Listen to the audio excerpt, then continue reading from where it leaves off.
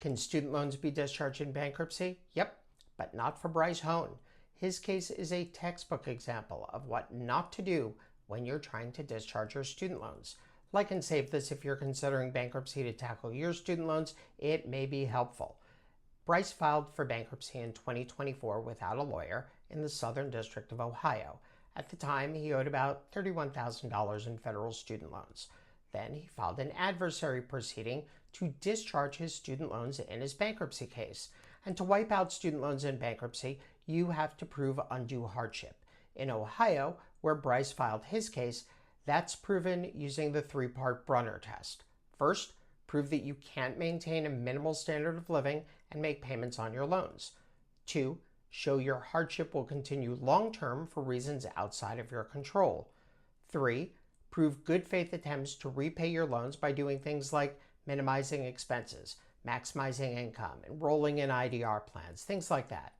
When Bryce filed his case, he was making about $28,000 a year as a librarian, and he was headed towards forgiveness under PSLF. But he's been unemployed since March 2025, living with a roommate and splitting rent and utilities.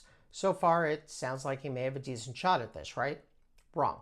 Because the key to success in these cases is in the facts and in the preparation. And Bryce filed his student loan discharge case without a lawyer. Bryce is unemployed because he quit his job, not because he was fired.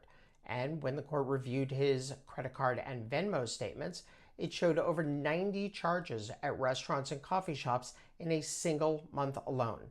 Beyond that, Bryce just finished college in 2022.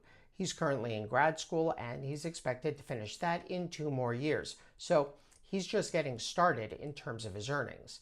He filed the discharge case, but he didn't provide any budget information to the court. He didn't back up any of his expenses with proof. He didn't explain why he was using his credit card so much or how he was paying them given the fact that he was out of work and had no income. He didn't explain why he left his job. He didn't offer any proof that his financial situation was hopeless, and his loans are so new that there's no way he's made any significant payments to show good faith efforts. So, what do you think happened?